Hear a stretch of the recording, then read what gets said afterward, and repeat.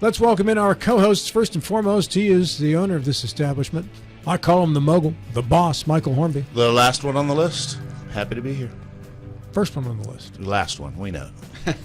First of the last ones on the list. Also, he is the Jefferson County prosecuting attorney with absolutely zero jurisdictional value here in this fine county, Matthew Harvey. Zero value in Zero this county? jurisdictional value at all. Well, that's a little hard. Zero. Well, he does have a house in this county now, right? But he can't enforce any of the laws of that house. But he still pays taxes, so God bless him. Well, but because So they're I property taxes. I actually contribute more to this county than you do, Rob. So you're like the boss then of Melissa and Jackee. He gets to vote for No, Melissa and no, Jack. no, because I know how that goes. No, you're the boss. Just because I pay taxes doesn't mean I'm your boss. Trust well, me. 82% of your Well, taxes go to fund the schools. I have 60,000 bosses myself. No, don't try to back out of this, Harvey. You came out guns blazing right at me, and now you put yourself in the seat. So now you got to answer to your charges. You just got a little taste. I just gave you a little pushback. You got to answer to your charges. You're their boss. Tell them what to do right now. Do well. Do your best. Soft. Keep on keeping on. I don't know. Soft. I'm not in school. I don't know. I'm not in the school system. Mm-hmm. I graduated a long time ago from James Monroe High School. I don't know how anybody has ever told Jackee or Melissa what. I told that's like telling your wife, he cowered. Make me dinner. Yeah, that's not a good idea. I can tell them where to go. I'm just kidding. Can't enforce it though. Just kidding. Can't enforce it though because you have no jurisdictional. I have no jurisdiction in Berkeley County beyond my, and I'm not getting into that. Because Gilstrap's not here. You know, the citizens arrest power that everybody possesses. And I think John's in New York right now doing another book thing. Our guests in this segment, the president of the Berkeley County Board of Education. She answers to Matt Harvey now. Jackee Long. Jackee, how are you? I'm glad I knew I had another boss today. Yeah. And Melissa Power, the vice president. She too answers to Matt Harvey. Good morning. Good morning. What do you have to say to your new boss over there? Good morning. I'll tell you what someone told me 25 years ago, and I called them. I said something like, "Hey, boss," and they told me, "You have never had a boss in your entire life." I said, "Yes, I have. That's what they call you." So, well, welcome, boss. thank you. Yeah. Good morning. And Melissa. We have many bosses. We don't just have one. We have many. We have a lot of bosses in Berkeley County schools. And we actually And take Berkeley that County. very seriously. You know, you brought in cookies this morning too. Yes. I'm She sure fries. you'll be a big hit with the staff. A variety pack. Yeah, that was pretty cool. But see, according to Mr. Hornby, he and I were talking outside right before she came up, and of course she's getting out of her car filled with cookies, and he's like, "Oh, bribery!" It's a smart play. It is a smart I say play. it Just is. a little. Just a little. It's a smart play. It is a smart play. Yeah. Every time. Hey, let's talk about Miranda Lynch for a moment. She was in yesterday as the new principal of Martinsburg High School. I know you don't get into details about personnel decisions, but maybe just a few thoughts about her moving to the top spot at Martinsburg High. Jackee? I think she'll do well. She has a history there, and she has a lot of experience in instruction and academics, and I know the staff is excited over there. So I can hear the enthusiasm in your voice. yeah, well, Come on, amp it up a little bit, Jackee. Let's I go. am excited. Have one of those sugar cookies. I think she'll do well. Yeah. Yeah, that's all I know. Now the process was you as a board didn't get 8 candidates and you chose. Correct. This candidate We was have brought nothing. before you, We don't have and any you say. just approve it, and that's kind of the process. We don't that get, works. and as some people think, we're on the interview committee. We know who's on the list. We don't know anything. We don't know anything. You just until approve or disapprove of a candidate yes. when Dr. When Sachs or the board or the superintendent makes a recommendation and you approve it Now, from there. we do have the ability to ask for rationale, Okay. and some level of, because we do employ a matrix. The staff do employ a matrix when they go to do hiring, and we can be privy to some of that information if we have any questions. And Dr. Sachs has been very forthcoming with that whenever we've asked for it. And Actually, he has given us a rationale and matrix for the department heads, and they're all Yes. of them when they Yes. were. But for instance, if Dr. Sachs says, "Hey, Mike Hornby is now going to be the new principal at Martinsburg," you could say, "You guys have lost your mind, Dr. Sachs. This guy's not qualified." There'd be lots No. of questions on our mind. Well, I will that's say. where the rationale and the matrix come into Yes. play, Right. and that's how. And they break it down. And they break it down. They break it down. She did and, very and- well in the interview, And it's so. very evident at the end of the day between the matrix and then the rationale why the individual was chosen. So that helps. Yes, and it really helps us when we're making that approval. Oh, So when we see stories on social media, you know, Do it's you? oh yes, Oh, we yes. see lots of They're just misinformation. stories. do you put and much stories. value in those stories? No, because we know they're not true. Because and it's interesting. You'd think that that certain individuals who keep running with fake stories would just get new, Life. people to tell them what the news is, because they keep running, misinformation. It's like, okay, keep going. It's interesting. There's been some pushback recently on a few folks. So we'll As see. I said, I think that I would change my sources if I kept getting inaccurate information. One would think. One would think. yeah. Yeah. Critical thinking skills and all. All right. Hey, in our opening here, we had a fellow we had on yesterday talking about SNAP benefits and potential cuts to SNAP, and obviously that affects the schools as well. And I know, Mike, in regards to SNAP benefits, you have some thoughts on that too. Feel free to share as much as you want. But you gave me a look when I said it affects the schools as well, and Yeah, that is because you have a hungry kid in the classroom, then that's a kid who can't learn. Well, I know that the state puts $1 million into our feeding program, and the feds match it by giving us $1 billion. So we've got a $1.1 billion food program within the Department of Education in West Virginia. So I don't know if SNAP really affects the schools. I think that $1 billion match does affect the schools, because that is what we're using to provide breakfast and lunch for every child across West Virginia. So there has been talk about cuts to Department of Education, block grants, things like that. I think that would affect it more. I don't know how much SNAP actually affects I don't our think schools it affects directly. I don't think it does. Mm-mm. Well, if you have a hungry kid Yes. Yeah. and they go to school, that was my point. Yeah, but we're Oh, feeding okay, them from that anyway angle. at school. From that angle. If you have Yeah. a hungry kid that goes to school, how are you going to teach a hungry kid? Well, Yeah. because they get breakfast at school. They get food at school.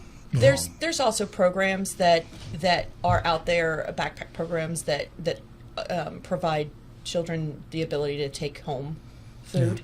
They're stretched They are. pretty thin They as are. well. They absolutely are, and Yeah. and there's no argument there. It's just there are different opportunities for a child to have some good food. If the parents or guardian takes heed of those programs, that's the only concern I have. But we try to make sure our kids are fed. Yep. And we have to follow guidelines, nutritional guidelines. So How often are those reviewed? Is that annual? oh, that's it. And on what's interesting is we will have conversations with our director of nutrition, and it's been interesting recently. We've had the banning of food dye. She already took care of it. It was already done before that decision was ever even something on the table to be done. So Well, and what she told us was that even before it was taken care of, we've used very little of it. Yeah. Of it. So what we did use, we don't use at all anymore. My desire is, and I would love to see us have more of farm to table at some point. I'd love to get to that place, but it's probably gonna take a bit. Well, to the get there. legislature had a farm-to-table program, and it worked well, and it kind of then went by the wayside a little bit. Well, Now, the we kids, do a the lot kids of that. didn't buy into it. No. From what I heard we had a lot of waste Yes. But we offer bananas and apples and things to our kids, but They won't eat them. they're just not eating No. it. So it's a mindset, a to societal shift. mindset that Yeah. we have to change to the fresh foods, fresh produce, Yes. things like that. When you give But- kids fresh vegetables and, But if you're going to offer them French fries and broccoli, and pizza. pizza's going to go first, and broccoli's going to go. Absolutely. It's just the I mean, way it is. it's kids. Yeah. It's kids. Yeah. But there's also the ability. I'm a person that I would say let's start cooking from scratch, and I know that that's a complicated. That's a that's a conversation Jackee and I've gotten into many times, and it's a long complicated process. Well, and it's I've been there the it's there. days they cooked from scratch, and kids loved those meals. But it was a different time. Yeah. It was. Kids then weren't. There wasn't a lot of fast food, and there wasn't a lot of pizza served. Maybe once on Fridays or something like that. So I think you should start bringing fresh vegetables in here instead of cookies. See, I'll do there you that. go. Set the example 'Cause here I'm- and see how happy Rob Yeah. is. I love broccoli. Bring him some eggplant. But me, I love eggplant. I'm a health nut, so an exercise go. nut. So yeah, I can start bringing that in. I don't know. What do you think, Colin? Colin Say says yes. thumbs He's up. saying thumbs up. yes, thumbs Good. up. All right, Yeah. go for it. I didn't see that. Hornby didn't look excited. Bring a stack of bananas in. I don't eat cookies. So what do they do with the waste? Do Goes in they, the trash? Goes in the Yeah. trash, yeah. do they have like local farmers, like pig farmers that come get it? No. No. Once in a while, Or we can take composting? something. There's certain things you could take to the rescue mission, but most Yeah. things. If we you have take to a bite throw out of an away. apple, you're not going to take Yeah. that to the rescue mission, right? Most things have to be thrown away. But they Yeah. can't compost that, or I guess it's Well, probably there's- more trouble than it's some of the worth. Some of the schools Sorting it. do a composting program. Some of the schools themselves. Didn't like Spring Mills, they have a grinder that Marlowe char- did it. charps it up. Some of the schools do that on their own, just as a program for the kids. So I think it's kind of costly, from what I understand, for to establish as a county. Right. So I have a question for you, Jackee. Since you've been at the state level in education, you've also been at the county level of education. We had a bill that came through. It didn't pass. It didn't go anywhere. It raised a lot of headlines, but it was consolidating some of the school boards. The state currently runs, I think, 18 different county school boards. Wow. I didn't realize it was that high. It's a problem. We are in very good shape in Berkeley County compared to other counties. Sure. What is the solution to that issue? Should the state be consolidating school boards? Do we have an answer to, or are we just going to let the state run all the school boards as they start failing? the problem I see with consolidating them is the distance between the school boards and the counties. Berkeley County, who would we consolidate with? We could consolidate. Well, we're too big to consolidate with exactly. anybody, right? But even the small counties, you have miles and miles and miles between those counties to consolidate. So are you going to have one centralized superintendent that's going to spend Monday? Most of the time in his car. Yeah, exactly. And what are the staff under him? Are they going to, what county are they going to be located in? Are So- they going to be spending time in their car? So let's just pick 3 random counties, let's say Mingo, McDowell, and Wyoming, that kind of next to each other. Could one board office actually run administration for 3 counties, where you would still have your Board of Education elected officials still controlling the superintendent, but how much are those administrators actually going out in the schools? Okay. I have a problem with the premise that Right. you've put out there. That was the premise that automatically. they put to I us. hear you, and then the premise that I come back with, well, who determines the people, the mixture of people that are on the school board? Who determines that? Because if you're looking at that, if you've got 3 counties, you're going to have one county that's going to have at least 2 people from it. And No, then you would have 3 from each county. Would be you'd have exact 3 from each county. Just so like there'd be 9. 3. I think most school boards are 3. Or No, is it 5. So it'd be 5 from each county. So Well, it'd that- stay the you'd same. have 15 people. 15 board That would be a members. disaster Oh, my of a gosh. board. If you had 15 of us. Oh, heck no. No. We all stay read for the 11 night. o'clock till meetings. We'd be Right. there all night and the next That was day. the No. proposal that the Board of Education came to us with. to have a pilot program like that, and it didn't go over very And well. it was just for the ability to eliminate the admin buildings of the. It was Well- there is a situation where there's currently 3 counties that are contiguous to each other that the state runs already. Right. So they already they've appointed a superintendent. The board members don't get to vote because the state's taken over. So they were proposing that they would like to consolidate the administration building, keep all the board members, so you'd have 15, and under one superintendent. And it didn't go very well with the legislature. It didn't go very far. I've been in every. Oh, go ahead, Matt. I was just going to say, This is our show. like with the, what are they called? I always pronounce them Reese's or Resses. Well, they're not in existence anymore. We got rid of that. But yeah. is it Risa Epic. or Ressa? It was Risa. Risa, but Risa, okay. Epic. But wasn't that kind of a consolidation of resources Technically, that regional and it was either renamed or We went back banished? to just every county has its own. So was that kind of? I mean, did you think Well- about that? Like, well, that model failed, and that was to increase the local board's purchasing powers and provide like these kind of one-off Districts. One-off. Well, and they still do that. Like they have here, they consolidate with Hampshire, the 8 counties, and they purchase that way. They're allowed to work together Yeah, to do that. and they Okay. do that. They have purchasing power where they purchase in bulk, and then. Well, what was the reason we're getting rid of them then? Because the local control is what everybody Well, wanted. let me Okay. tell you something about, and I might get cards and letters, but I don't care. I will not send you a The card or letter. Reese's, years and years ago, was a place for retired superintendents to go.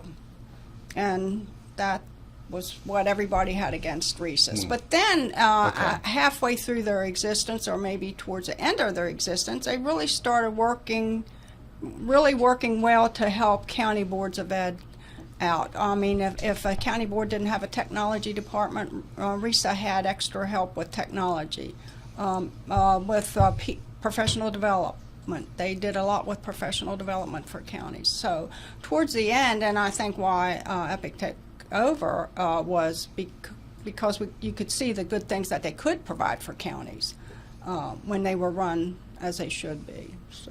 So what is the answer then for those 18 counties that, 13, I think, or 18, I think it was 13, now it's 18.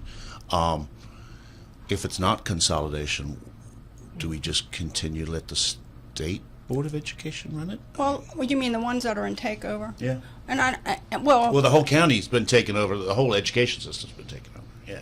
well, right. That's what I'm saying. Yeah, The counties not that just are in a school, takeover. Yeah. You have to me, you have to look at what they've been taken over for. Some of them are just small violations. Some of them are personnel, finance, food service, the whole gamut. So to me, you have to look at what they've taken over for. Just like for us, where we were hit with North Middle. With one school. I think you can get off of the list easily, but some of those counties have been in takeover for 10 or 12 years. I've Right. seen it. And they've cycled off and then cycled back on again. Yeah, but A lot of it has to before I do. finish. Some of the issues have to do with the board members, not the administration that Yes. was elected. Because you know down there, and I can say down there because I'm from down there, the school board is always the largest employer in the county and the best paying job in the county. Right. Is working for the school, either as a teacher or I mean, we have staff. counties that board members or superintendents have stolen millions of dollars. Yeah. Yeah, That's they treat it just- like a jobs program, like as a board member Okay. to help their friends and family out. Well, one of the things I was going to say is that I've been in every board office in this state. They're tiny, but most of them operate well. The staff, especially that are trying to pay employees, they know these people. They know what they need. You take that out of the mix, and I don't see it working well. I don't know how that would operate. I mean, who does an employee go to if they want to request leave donation, or they're going to have a baby and they need to take leave, medical leave, Right. or they have a question about staff development or PD, or an instructional question in academics. Who are they going to go to? What centralized person? Is that person going to be in their car and they're in Calhoun County when really they're from Gilmer?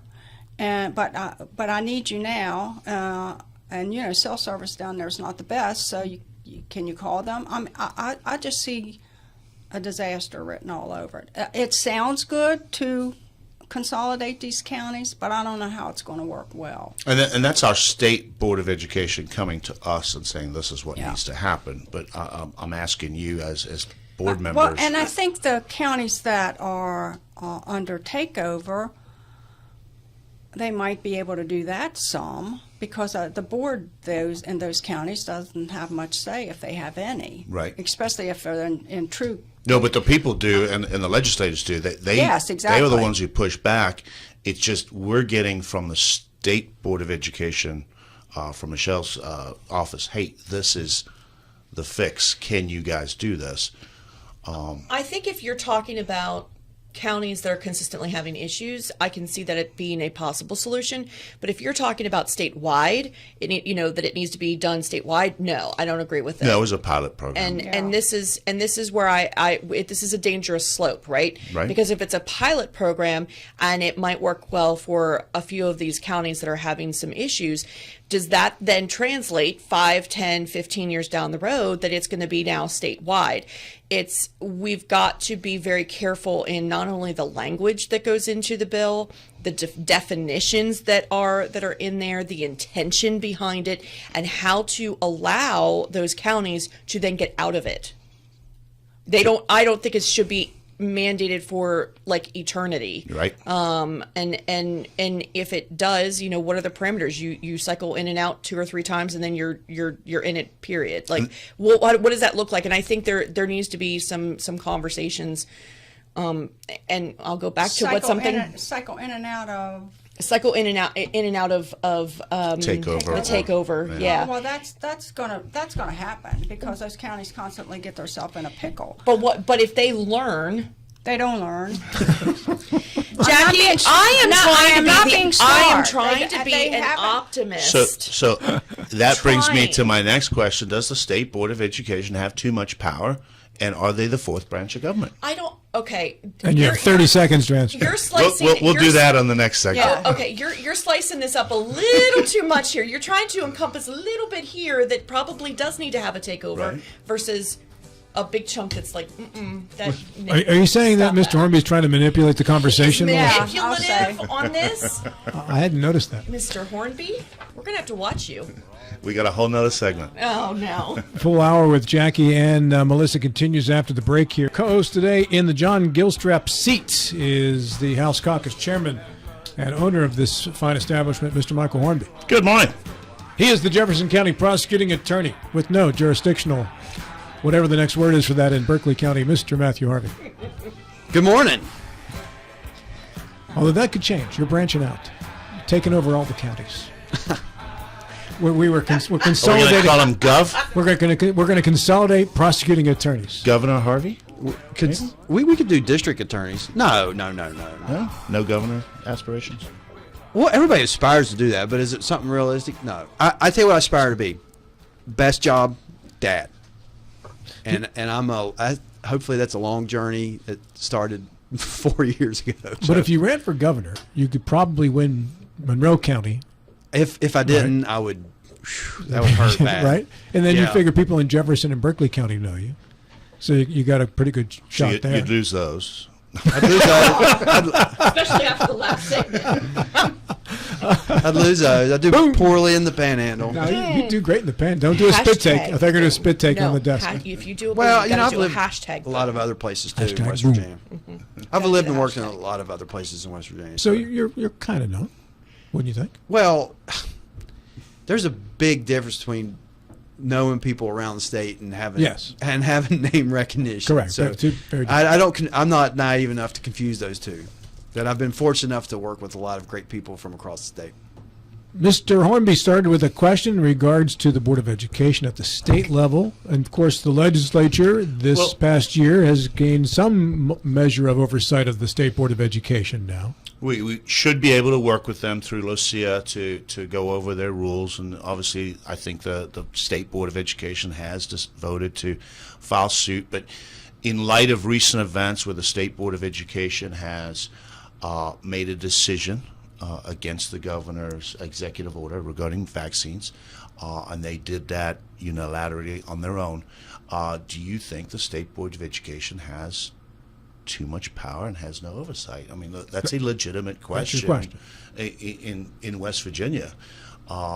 If a branch of government can go against the governor, the only branch of government that can just say, no, we're going to do our own thing, it makes them the fourth branch of government, in my opinion, and that's a question we need to ask. And I think was it that conversation and question asked a couple years ago with the Amendment 4?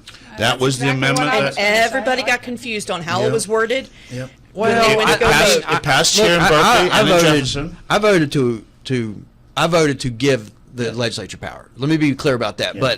But I don't like just that the voters didn't understand it well. When you have people who are lawyers and I can am a understand lawyer. the language, I do. It makes it difficult. It's different than those who are not necessarily lawyer educated to understand everything. I remember when I was working for a nonprofit, and it was drilled into me, when you do marketing, you make it on a 7th and 8th grade understanding and reading level. That is just what you do, because you will never get people to understand what it is you're trying to get them. And it didn't But help. maybe they did understand it. But maybe no. No, they didn't. My parents didn't, and they are college educated. And it didn't help that the governor was flying around every Yeah. single county saying, don't vote for this. That's No, He was having a was- fight with the Senate. He was campaigning against All of it. Amendment 2. He was campaigning against all of them. I don't Absolutely. remember that. Yeah, I remember. Let's get to the question at hand, though. Yeah. I'm trying to avoid I'm sorry. that, Rob. I don't like dumping on the voters that they're not intelligent enough to No, understand it's the not- issues on the ballot, and I that they actually am can't go dumping on do the research. legislators. No, I'm dumping on the legislators, because the Well, legislators at the time That's were the now, ones who. that's a good target. No, well, no, I'm being serious. That was written and put on the ballot, not by voters. That was written and put on the ballot by legislation. I'm sorry. If you are not writing that legislation clearly, how in the world are you possibly expecting your constituents to understand it? I don't disagree Period. that they probably. I wouldn't, if it was up to me and I was in charge, I wouldn't have put all 4 on the ballot all at once. That was a lot. And I would have probably And- wrote it And clear funny enough, But when you then- write a constitutional amendment, it That's has different to than be the written voters a couldn't certain understand it. way. So Yes, it's that's always exactly going to be right. very confusing, Well, unfortunately. and there's- actually, And lot I do agree with Melissa. of Though. more people understood it than we give them credit for, because it was explained and explained and explained. So I think the voters spoke. That's what they wanted. It was voted down. End of story. But Berkeley and Jefferson voted overwhelmingly for it. No, they didn't. not Not Jefferson. overwhelmingly. Berkeley passed. Well, Berkeley I passed. don't know. I'm No. sorry. I Berkeley remember. and Jefferson. I remember I only remember the results of Amendment 2. So I'm sorry. When you say overwhelming, I think there needs to be a conversation about the definition of overwhelming, because 55% is not necessarily I think that's overwhelming. overwhelming. That's not overwhelming. When you look at a presidential 75% is overwhelming. Yeah, well, Yeah. sorry. There's differences, subjective opinions on what Yeah, yeah. overwhelming Yeah. looks like. Let's so. get back to the question at Darn hand it. from Come 5 on, minutes Rob. ago, I like just talking over top of everybody. which was I can't stand that. I hate that. is the Sorry. Everybody talking over does the everybody. Nobody state gets their point across. Board of Education I deal with that have too much every power? other Monday. And you talk over Rob. She has too much red dye in her diet. That's what she'd be able to. Sorry, Rob. I'm not talking, and you're the one talking over Rob, and you're pointing your finger at me. I just apologized to him. I was talking in between Jackie's breaths, so when she would take a breath, I would take my next word of the sentence. Does the State Board of Education have too much power in West Virginia, Jackie? On some things, yes. On some things, no. What was the That's the question? way I'll leave it. Can you clarify? Where would you like to see well, them have less power? I actually think Michelle Blatt has been one of the best superintendents we've ever had. I think Steve Payne did a great job, but I think Michelle's doing an excellent job. And I would like her to continue that way without interference total interference from the legislature trying to tell her what to do on a daily basis. I can see that interference there going over the top. And many times, when you don't know exactly what's going on in education, or you think you know what's going on in education, or you're not down in the weeds of it, I mean, sometimes wrong decisions are made. I would agree with you that Michelle is a great superintendent. I think she's been excellent to work with. I would totally disagree with you saying that we're on a daily basis trying to go over the top. No, We I have said 60 you could be. But we wouldn't be. We're a 60-day legislation. The way rulemaking works is that the agencies would bring their rules. So let's say we pass a bill, the discipline bill that we just passed. The agency, the Department of Education, would come to us and say, these are the rules that we're implementing based on this bill that you have passed. And they would just go through, and we'd go, wow, that looks really great. How about this? Or could you tweak that? Our local Board of Education has said this is something they want to work on. So it gives us a voice between you, our parents, and the state. So it's more of a collaborative effort. It's not an oversight. Hey, what color are the books in this classroom? It's not that much in the weeds, but Not now. Not at first. It wouldn't be. well, it's But not for any of the other agencies. All the other agencies do it throughout government, and we're currently, I think, the best in the nation on rulemaking. Where they come to us, and I have 180 rules that we're going over right now in all different departments: mining, health, agriculture, and most of the agencies do a great job. It's the ones that say, "Oh, we're going to raise the fee from $50 to $500 for cosmetology." That's when we get, hang on, why are you raising a fee? That's where the pushback comes in. So I think everybody's scared that the legislators are going to now be in the classroom. That's not the intent of this at all. It's just putting the agency in line so that they can be held accountable. Whereas what happened with the vaccine, and everybody on this program knows my stance on vaccines. I voted against that bill, and I'm a pro-vaccine. I'm a polio, Rotarian. But what the agency did, I think, is now the start of a battle with the legislature and the governor that I don't think is going to come out on the right side for them. And I think you might be right, but I think it's hypocritical to be offended by that because the governor overrode the legislature's will to issue an executive order, which I'm not even sure how those things are even constitutional. Well, because but you got to gives realize the governor more power than the everybody. Senate and the House passed the vaccine bill the year before, and the governor vetoed it. Yeah. The new governor came in, made an executive order following up on the Religious Freedom Act that we had passed the year before. Then he pushed it to be codified. Yes. And that failed because it was pushed too fast, too soon, and I think things changed, and there was a lot of people worried about it. Either so way, I don't think the governor. I don't think he made the executive order afterwards. He made it before. It doesn't matter to me at all.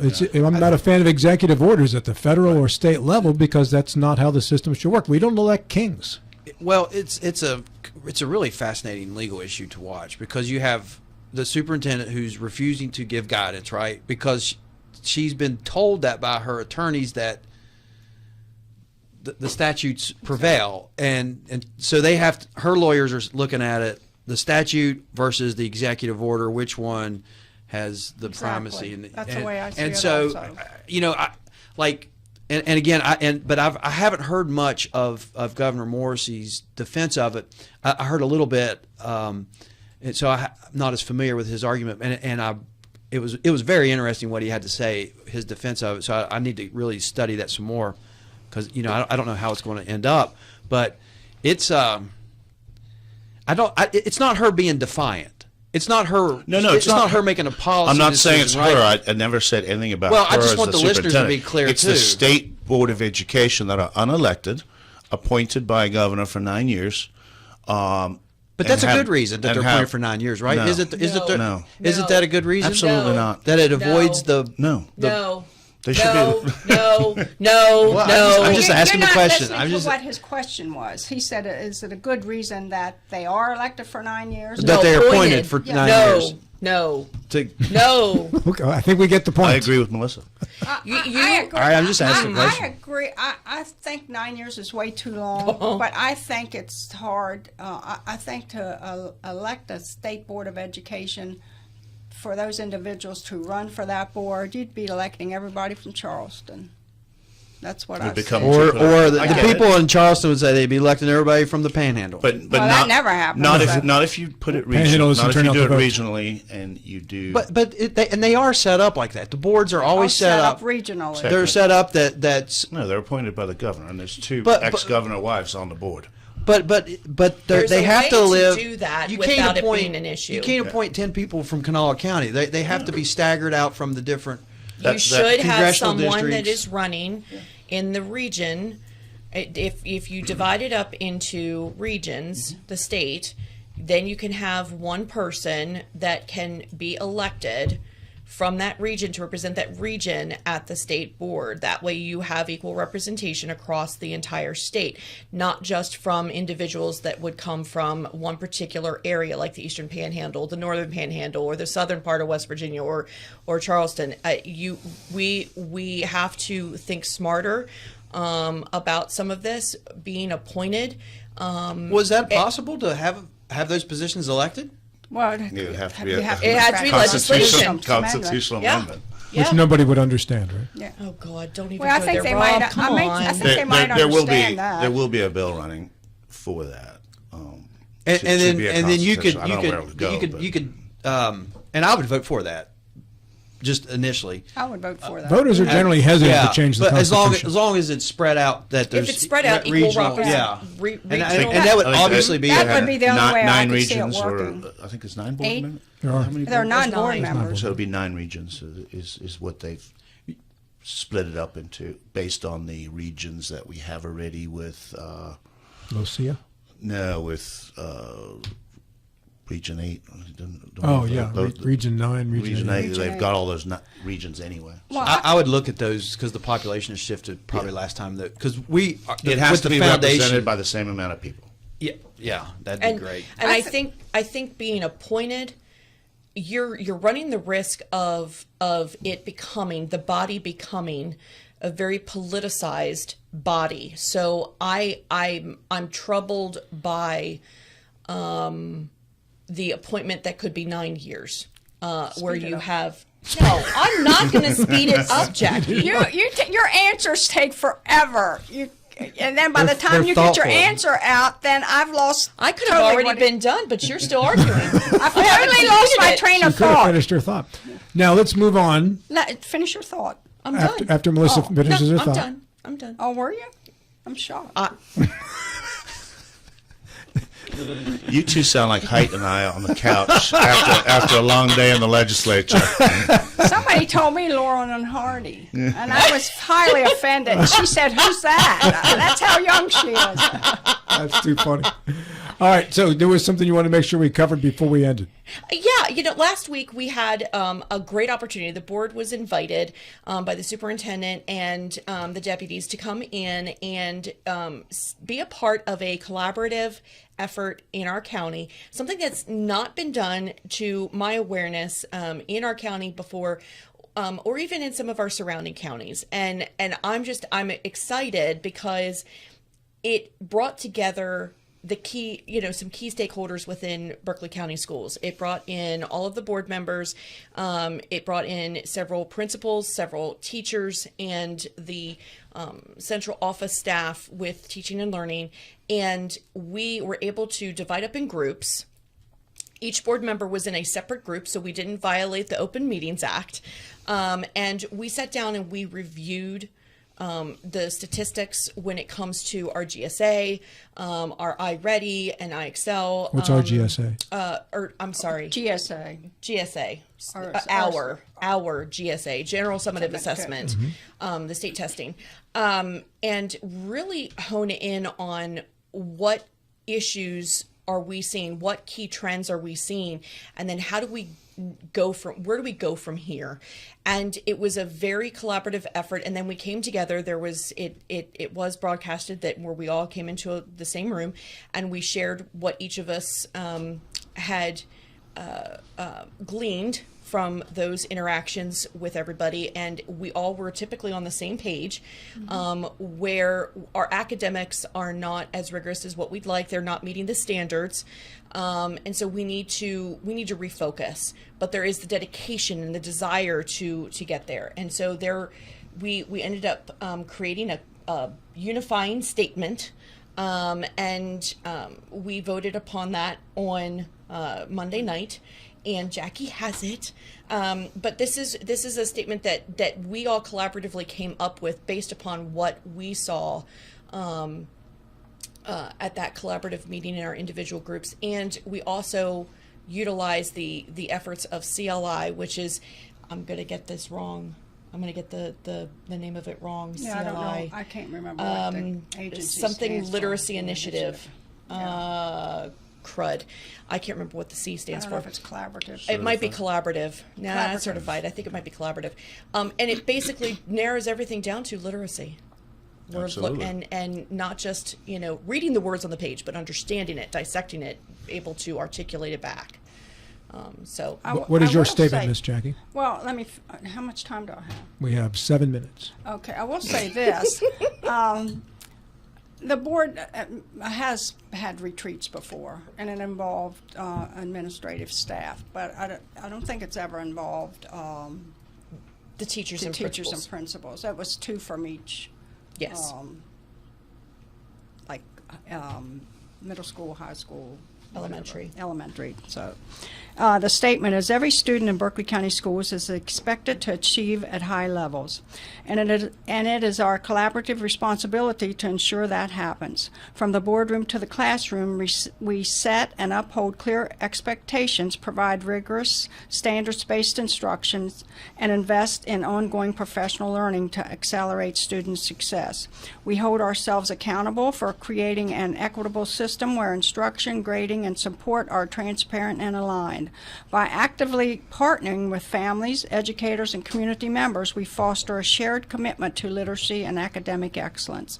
At the center of this work are our students, who are expected to engage actively in their learning, take ownership of their growth, and rise to the high standards set for them. With guidance, support, and encouragement, students are accountable for putting forth their best effort, reflecting on their progress, and striving toward academic excellence.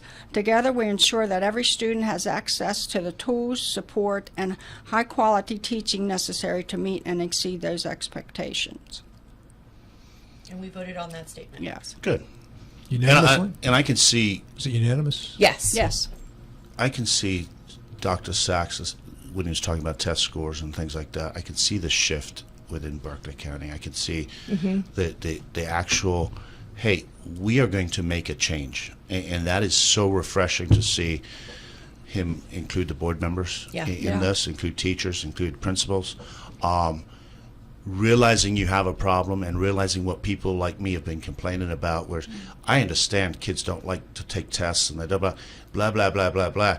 We have an issue. We're going to address it. We're going to fix it. I applaud you for doing that. I applaud the Dr. Sachs for the direction that he's taken on this. I think it's refreshing. There's been some really, really good changes, and it's exciting, and change is hard sometimes, but I think we're really headed in the right direction. Melissa, you did not vote for the previous superintendent, but you voted for this one. Yes. Tell me the differences you see on the ground, because you're the new board member who was brought in to shake things up.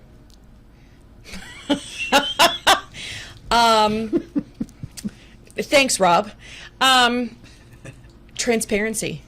There's this inherent desire to have everybody understand what they can. I mean, there's certain things that we can't share. We can't share HR information on specific staff and things like that, or investigations that are sensitive in nature that include out external agencies. But there is this desire to have transparency, because the only way that we produce academic excellence, a well-rounded learned student, and put forth a future citizenship for our kids, is to be fundamentally everybody involved, period.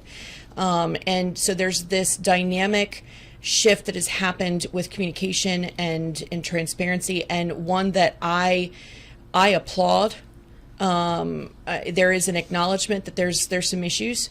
There's an acknowledgement of where we need to be, and there is a clear defined path. When you have some of our staff coming up to us and saying, I can actually start seeing things tangibly now. I have been asking for this for years and haven't gotten it.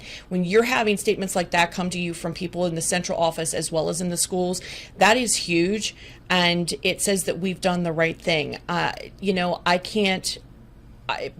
Everybody has, I know I have room to grow. I know that I have learned a ton in my few years on the board, and I know that I still have a ton to grow and learn. But I can tell you, when you have someone at the helm that says the same exact thing, that's a win. That is a win. Just because you're at the top does not necessarily mean that you don't have areas to grow in. And when you can acknowledge that, and you can acknowledge where the successes and failures are, that's a win. That's a win. I think this statement also holds students accountable. Yes. And we haven't held students accountable for years. It includes families. Yeah, Yes. it includes families, the community, and holding students accountable. And holding them back if they don't achieve? That's a desire desire. that we, I know I have a desire for that. That's a desire that many of our board members feel that needs to be done. And here's the deal. If we're not teaching to the standards, how can I say that we need to hold you back because of the standards? Because you're not meeting them. So we're changing this fundamentally from the ground up. Well, and it starts with the Third Grade Success Act. It does. That's that. If you can't cut it by third grade, then it starts there. Yeah. So you shouldn't get to high school and not be And able to read and write. and the results are just absolutely amazing across the state from the Third Grade Success Act. We're seeing real results. Is this the in third those. year of that now? This is the It'll be coming up the third year. Come up the third, but we're going to see results over the next 5, 6, 7, 8 years. We're going to see it really start to shift. It's been remarkable, and I think we need to double down even more and get even more funding for special needs into the schools. One other thing I will say, and I know we got to go quick. One of the other things I really appreciate about this particular administration is they're actually wanting to include the aides and some of the other staff members that maybe had been excluded before. There's a desire to include everybody, from the boardroom to the classroom, from families, teachers, everywhere. And last year or the year before, we started including the aides, but before that, they were on the outskirts. They didn't get anything. And now we are out of time. Jackie and Melissa, thank you for yours. Thank you for having us. This is Talk Radio, WNR Martinsburg, and TV10.